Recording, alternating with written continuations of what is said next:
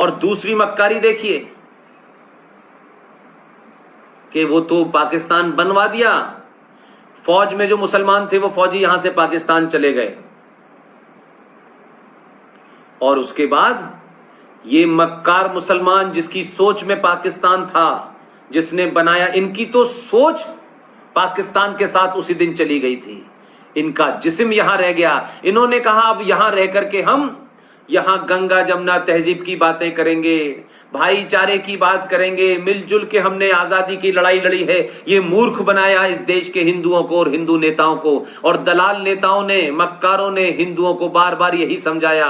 गांधी जी ने कहा नहीं, अगर कोई मुसलमान तुम्हारी गर्दन काटता है तो तुम्हें शांति से अपनी गर्दन कटवा लेनी चाहिए। गांधी जी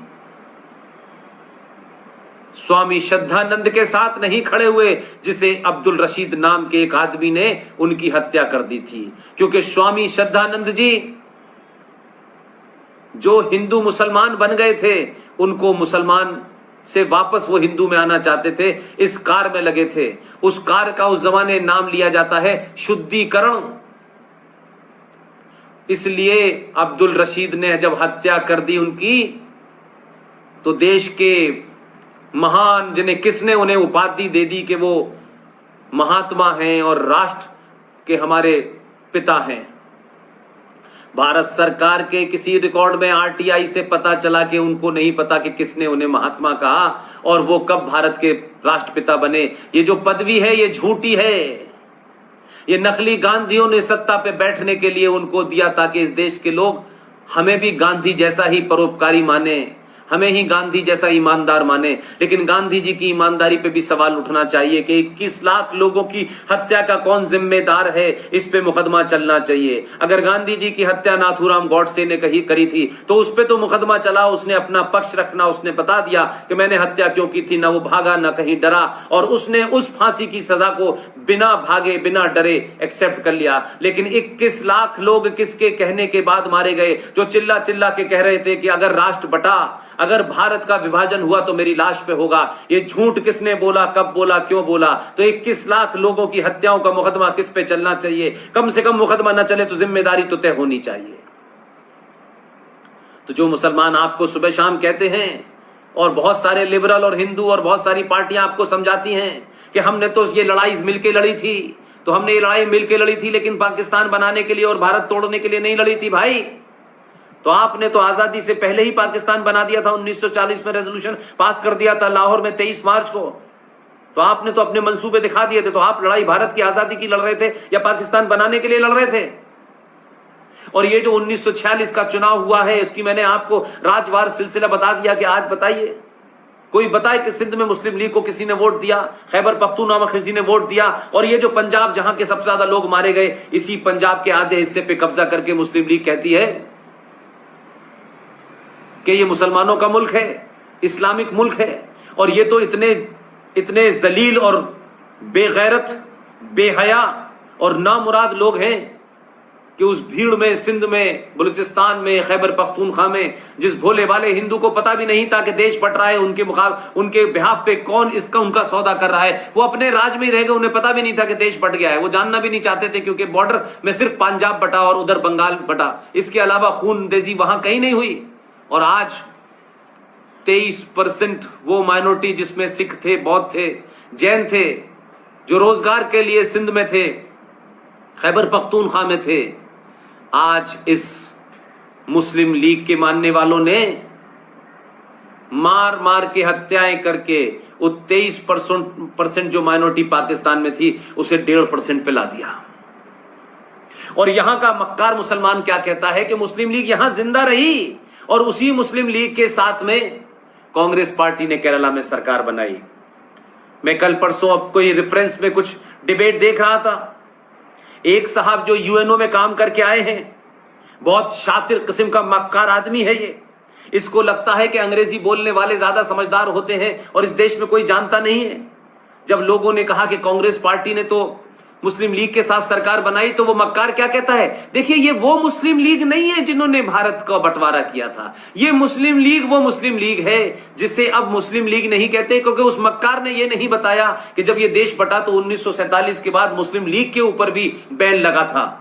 तो मुसलमानों ने, मुस्लिम लीग के लोगों ने जब मुल्क बट गया तो उन्होंने कहा अब अपनी पहचान बदल लो, क्योंकि अब पहचान बदल के हम हिंदू के बीच में घुस जाएंगे, अगर मुस्लिम लीग के नाम से घुसेंगे तो हमारे ऊपर ज्यादा आरोप लगेगा, हमें ज्यादा जवाब देना मुश्किल होगा। तो वो मक्कार मुसलमानों ने मुस्लिम लीग का नाम बदल के इंडियन यूनियन मुस्लिम लीग रख दिया। तो एक जो यूएनओ से आए हैं, जो अपनी पत्नी की हत्या के सिलसिले में मुकदमा झेल रहे हैं, उन्होंने जवाब दिया कि नहीं, ये जो इंडियन मुस्लिम लीग है ये तो बहुत राष्ट्रवादी है, इसलिए इसको उस बैकग्राउंड में नहीं देखना चाहिए। ये वो लोग नहीं है जिन्होंने देश तोड़ा।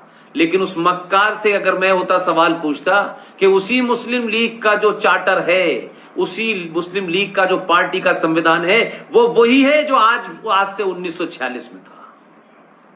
लेकिन गुजरात के लोगों, मैंने इतना लंबा जो जिक्र किया है उसके पीछे आपको एक बात बतानी थी, इसलिए मुझे ये पूरी बैकग्राउंड में लाना पड़ा ताकि आपके तथ्य मजबूत हों और आपको कोई झूठ न बहला पाए। ये नए नए स्लोगन, हमें सबको साथ ही रहना है, हमने कभी नहीं कहा कि साथ नहीं रहना है, लेकिन साथ रहना है। लेकिन हिंदी के शब्दों में वो मैं भाषा बोलना नहीं चाहता। साथ रहना है, लेकिन 33 करोड़ पूरी दुनिया में कहीं माइनॉरिटी में नहीं होते हैं। आपको इस देश के संविधान को, संस्कृति को, सभ्यता को मानना होगा। आप सरकारों पे दबाव बना करके इस्लामिक देशों से, भारत की सरकार पे दबाव बना करके जो काम आज से कई सौ साल पहले एक मक्कार सूफी मुसलमान, जिसे आप लोग जिसमें कंफ्यूज कर गए हैं, उस शाह वलीउल्लाह जिस मक्कार की मजार दिल्ली में बनी हुई है, और बहुत बेवकूफ बहुत सारे हिंदू ये जानते ही नहीं हम क्यों जा रहे हैं, उस सनातनी हिंदू जिसके पास सब कुछ है, वो मजारों पे जने किस लिए अपना मत्था टेकने चला जाता है। उस शाह वलीउल्लाह की मजार बनी हुई है, हमने पूछा नहीं है शाह वलीउल्लाह आदमी कैसा है और इसकी मजार आजाद भारत में कैसे बनी हुई है। और क्योंकि इन चीजों की ठीक नहीं किया गया और कहा छोड़िए छोड़िए अब आगे बढ़िए, नहीं नहीं नहीं नहीं। अगर कोई घर में बलात्कारी निकल आए तो आप उसकी तस्वीर लगाएंगे?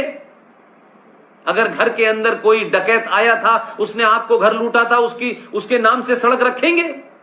और फिर कुछ लोग डकैतों के चाहने वाले, उसी मजहब के मानने वाले कहे नहीं नहीं आप छोड़ दीजिए, अब बात खत्म हो गई। तो बात खत्म नहीं हुई। ये मक्कारी के साथ क्योंकि गिनती में कम है इसलिए कहते हैं कि नहीं नहीं अब छोड़िए, अब उसकी जरूरत नहीं है। नहीं, एक एक ईंट जिस देश पे आक्रांता बन के मुसलमान मुगलों की शक्ल में आया, लोदी की शक्ल में आया, अब्दाली की शक्ल में आया, औरंगजेब की शक्ल में आया, बाबर की शक्ल में आया, उनका जब तक नामो निशान इस देश की जमीन और सड़कों से और बिल्डिंगों से नहीं मिटेगा, इस देश का गौरव वापस नहीं आ पाएगा। तो शाह वलीउल्लाह ने एक चिट्ठी लिखी। किसको लिखी? अहमद शाह अब्दाली को, कि भारत में इस्लाम खतरे में है, आप यहां आइए और हमला कर दीजिए। वो चिट्ठी भी मौजूद है आर्काइव में, लेकिन उसकी भी मजार पे फूल चढ़ रहे हैं। जिसने, गद्दार ने चिट्ठी लिख के बाहर से अहमद शाह अब्दाली को बुलाया। और आपके जमाने में जो बड़ी खबर है, जिसे आपने शायद नहीं पढ़ा होगा या इग्नोर हो गई होगी, लेकिन मैं ऐसी खबरों को जिंदा रखना चाहता हूं ताकि युवाओं के मन के अंदर वो बार बार कौंधे, वो बार बार आपको सोने से जगाए, वो आप बार बार आपके जमीर को धिक्कारे, वो बार बार आपके जमीर को इस बात के लिए कहे कि तुम किन की संतानों हो, किससे डरते हो। इस आजाद भारत में, दिल्ली राज्य में, जो दिल्ली एक राज्य है, उसी राज्य में एक माइनॉरिटी कमीशन, जिसके बारे में मैंने आपसे इतनी लंबी चर्चा की, उसी की एक ब्रांच है माइनॉरिटी कमीशन ऑफ दिल्ली। उस माइनॉरिटी कमीशन का एक पढ़ा लिखा, बहुत पढ़ा लिखा, ये मक्कार ये नहीं कह सकते कि वो आदमी पढ़ा लिखा नहीं था, झूठा था, थोड़ा सा गलत फहमी हो गई हो। उस मोहम्मद जफरुल इस्लाम, चेयरमैन माइनॉरिटी कमीशन दिल्ली राज, उसने इस्लामिक देशों को चिट्ठी लिखी शाह वलीउल्लाह की तरह कि भारत में मुसलमान खतरे में हैं, आप वहां से कुछ हमारी मदद कीजिए, भारत की सरकार पे दबाव डालिए। तो शाह वलीउल्लाह आज भी आपके बीच में हैं। जो गलती हमारे पूर्वजों ने उन्हें इग्नोर करने की आप मत कीजिएगा, इसलिए कि आप ये इनको पालेंगे, इनको पनपने देंगे। तो शाह वलीउल्लाह की जो नाजायज औलादें हैं इस देश के अंदर, वो वही काम कर रही हो जो शाह वलीउल्लाह ने किया, जो अकबर ने किया, जो बाबर ने किया। अब अगर ये कह दो तो कहते हैं कि साहब ये देखिए हमारे बारे में ऐसा बोलते हैं। तो मेरा कहना यह है कि क्या इनका बाप लगता है औरंगजेब, जिसके सड़क बदल जाने से इस देश में मुसलमान सड़कों पे निकल के आते हैं? क्या ये बाबर की औलादें हैं, जिसको ठीक करने पे अगर उसने मंदिर तोड़ा था तो उसके खिलाफ, उस मंदिर के बनने के खिलाफ 150-500 साल से कोर्ट में कौन सा मुसलमान लड़ रहा था? क्या औरंगजेब के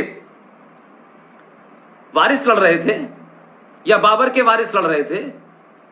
तो ये अपने आप को उसका वारिस मानते हैं, तो उनके तोड़ी हुई चीजों को बचाने के लिए भारत के बहुसंख्यक समाज से लड़ रहे हैं। इसलिए आज आपके सामने चुनौती है कि जब भी लोग ये बात करें तो उनका जिक्र कीजिएगा।